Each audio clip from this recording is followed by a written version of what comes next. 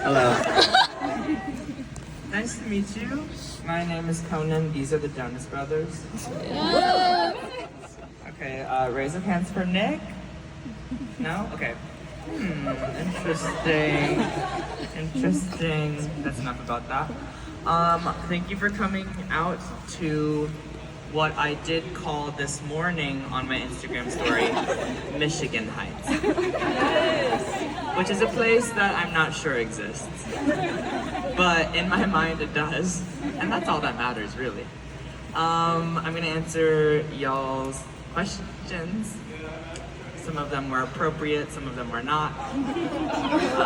So we disregarded a few. But thank you for answering. Yay. Where did you first hear the word bourgeoisie? Okay, so it's a long story. Y'all remember that meme on the internet that was like, the birds work for the bourgeoisie? So that was probably like when it became popularized, but I definitely learned about the bourgeoisie in school. Bourgeoisie are just like slang for the upper class, essentially. But I was in a session and I was really jet lagged and I was in Sweden. And I was like, where the fuck am I? I'm from Texas. Like, I should not be in Stockholm, Sweden. Like, that's not where I belong. And I was just like talking to myself like a psychopath. And I started laughing because in my mind, I was like, what if I made a song where like I'm really dumb in the song? True story. And I'm like witnessing rich people and I'm like, oh, I want to be like those people, woohoo! And then that's why I wrote the song. But I was like, I have to mispronounce the word. That way people really know that I'm not being serious in that song. Because that song's definitely not serious. Anyways, that's the story. It was a little long. That's my answer. In honor of the season, what is your favorite scary movie? Can I be honest, guys? I don't really like scary movies. I'm personally not the bravest person in the world. I like psychological thrillers. Like, I love like a twist ending. You're like, oh my gosh, she was alive the whole time. Like, I love that. But like ghosts, I don't fuck with Satan. Like, I don't need that in my life. And I also, like, as a kid, like, lived in this old house that was like absolutely haunted, truly. And I'm not like a spiritual person, but I believe it was haunted. There was something wrong, or we were all being carbon monoxide poisoned the whole time. Because something was wrong with that house. And yeah, so I don't love scary movies. I will say the scariest movie I've ever seen, I'm gonna tell a story about scary movies instead. Have you guys seen Hereditary? Yeah. Too scared. Yeah, don't bother. Don't bother. It is the most fucked up. Oh my god, it is the most fucked up movie I've ever seen. Like, they should put whoever made that, Ari Aster, put him in jail. So in the movie, like one of the first scenes, there's this little girl and she gets her head knocked off. And it's like, her head gone. And right before that, they kind of like give a nod that that's gonna happen because in the movie, one of the very first scenes, a bird flies into the window and dies and she chops its head off. Anyways, so I'm watching this movie in Texas with my best friend, Ashley. And we're like scared shitless watching this movie. We watch it, we hated that, let's never watch a scary movie again. We go to bed. I wake up the next morning to a really loud thud. I wake up and the same fucking type of bird, a dove, has flown into my window and killed itself! Guys! Get this! Then I'm like, it's just a coincidence, Conan, it's just a coincidence. Don't be crazy. Like, keep your sanity. I go to bed again. The next morning, it happens again! With another fucking bird. And I'm like, okay, so I'm gonna get killed in this house in Texas. Like, my life is over. I go to bed again. Next morning, they're gone. So I don't know what that means. Then, later in the week, the house started to fill with ladybugs. Like thousands of them. Thousands and thousands of ladybugs. And that was when I was like, okay, I'm leaving. And I left. All right. Play Fortnite? Who plays Fortnite here? Be honest. Okay. Okay, that's actually pretty good. I feel like I used to ask that question and it was like crickets. And people would be like, are you 14? I'm like, yeah, actually, I'm turning 15. I love Fortnite. I play with my friends. It's also really fun because like on tour, like I don't get to bring my friends, so I can talk to them on Fortnite on the island. And it's my life's mission and my life's goal. The only reason why I'm a musician is because I want to be on Fortnite. I want to have a Fortnite scene. That is my only goal. I'm really trying so hard. I know I'll have to earn it. But Epic Games, anyone out there in Epic Games, please hear my cry. Who would you choose? What fictional character would you choose to be friends with? That is like such a large question, you know. There's like so many, there's so many like practical answers. Like you could like have someone who has like a superpower. You could like giggle with them. I don't know, fly or something. Like Superman, but realistically, I think. Okay, everyone's whispering Sirius Black in this. I think maybe Hermione Granger would be my answer. I feel like, thank you. I feel like I would appreciate her intelligence and she could make funny potions for me and it'd be a good time. Read Percy Jackson?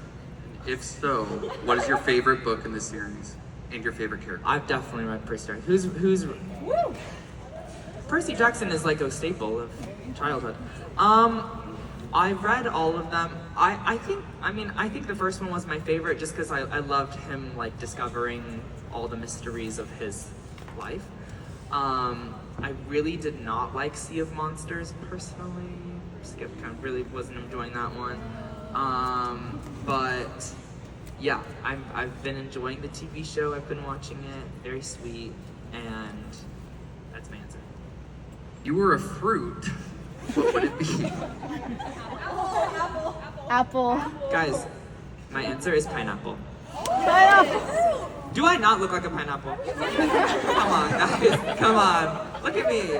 My head, like, you know?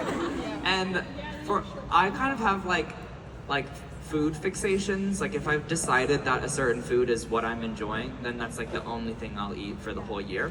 And then my body's like, please give me something else. I'm like, no, shut up, bitch. So my hyperfixation of Super Egg Tour was pineapple. And I would like leave stage and my body would be like, give me pineapple right now. And I'd be like, yes, sir. And then I would eat like an entire pineapple after every show. It got to a point where people started bringing pineapples to the shows. I've since changed. I'm a changed man. I don't eat that much pineapple. I don't think that's good for you. Nobody needs that much sugar in their life. But really like pineapple, and I think I am a pineapple.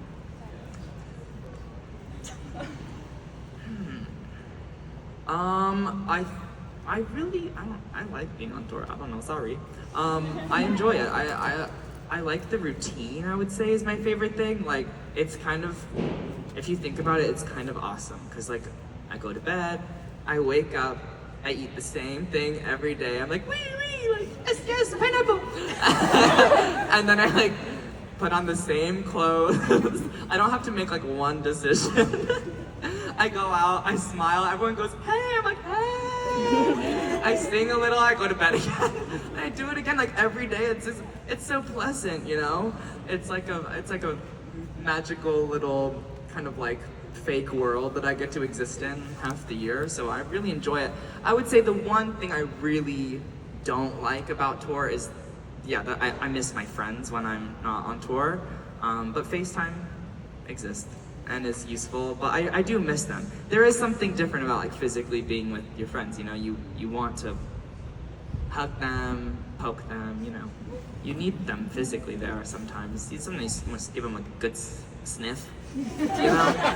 You know, your friends have like that specific smell that you're just like, I could cry thinking about it. I'm gonna stop thinking about it.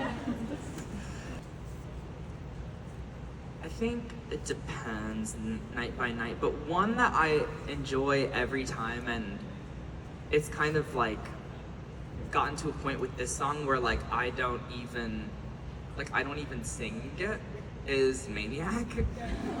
Because I feel like that song, it's like so old and it's just become like lore at this point. And when we sing it, it just like, yeah, it just makes everyone like happy, and like I don't even bother singing. Like at the chorus, I'm just like, it's just like that song is just for us to giggle and smile, and so it makes me happy. And that's like the first song of mine that ever like did anything. So it was really I don't know. It holds a little special place in my heart, and it makes me happy. There's songs that are maybe like more important to me, but that one makes me happy. What's your pre-show routine? I mean, in fact, I just answered that, but I think we do have like a little ritual that me and my band do before every show.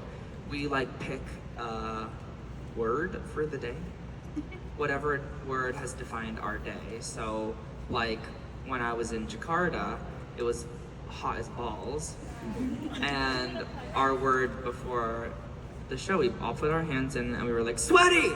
So it just like depends what the word is, but I don't know what today, what's like y'all, you don't know what Jakarta was like. This was the tundra compared to Jakarta. Baby Joe Bros. Bees, there's bees outside? Bees. Just like, did you guys know that bees are no longer endangered? Might have to fact check that, but I think so many people found out about bees being endangered that they were like, let's all make beehives, and now we're like, okay, cool, we got enough. Okay. What's one place you haven't played yet and you can't wait to? Michigan Heights. One day I'll play Michigan Heights. Can't wait. I'm gonna invent a town called Michigan Heights, and y'all are gonna look so fucking stupid. When I was little, my mom gave me a DVD of Adele singing live at Royal Albert Hall, and I watched it maybe 200 times. And for those of you who don't know, Adele was the reason why I started writing songs. Like she's Adele. And so I really want to play at Royal Albert Hall. That's in London, so I would really like to do that. But other than that, I mean, on this tour, like, I'm gonna be playing Madison Square Garden, and the Forum, which is like really special to me. So I'm good. I can die, it's fine. What would you be a biology teacher growing up? Are you a biology teacher? Oh my gosh! Thank you for everything that you do to people like me who just really love a good fact. So I had a biology teacher growing up named Mr. Pookish. Do you have any pets in your classroom? I had a dog. You had a dog? Like a fake dog. Oh, I okay. had real pets. Okay. Well, my biology teacher, Mr. Pookish, had a pet turtle. I love turtles, and I was like, why do you get to have a turtle and no one else does? Like all these losers over here, you have the turtle. And he was like, it's because I'm the biology teacher. And I was like, ding ding, I'm gonna go get a PhD. And yeah, that's what I want to do. I love biology. I love science. It was my favorite subject in school by far. What is your go-to coffee order? Well, I used to be like really severely addicted to coffee, but I've gotten pretty good, you know. I think it's dangerous to like anything too much. So I was like, I need to calm down on this. So I have about 2 cups a day. Is that crazy? No, that's crazy. I thought that was so normal, guys. I wanted you guys to do a backflip for me. Thank you. Thank you. So, yeah, 2. I have a cup of black coffee in the morning because, you know, it does things to your body. And then in the middle of the day, I usually have like a cappuccino or something like a little more kind of like, wee. So yeah. What is your favorite Maisie song? Oh my god, who's excited to see Maisie? I'm so excited. I've loved having her on this tour, and I love her as a person, so it's been really fun. My favorite song of hers is one that she, I'm asking her to sing one day, but it's a song called Kate's Brother. Yes. You know Kate's Brother? Yes. Kate's Brother is good. You gotta give that one a stream. All right, this is our last question. How do you get over an ex that just won't stay in your memories?